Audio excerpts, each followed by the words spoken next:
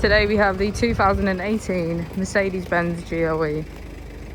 This vehicle has done just under 76,000 miles. It has an automatic transmission and a diesel fuel type.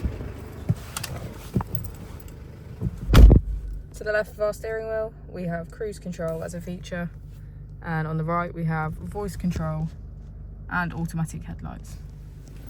Moving on to our screen, we can access our vehicle settings, smartphone integration, navigation, media and radio. If we put the vehicle into reverse, we can see that it comes with a 360 camera with parking sensors. Just below our screen we have our AC with heated seats on either side. Just below our screen we can swap between our different driving modes.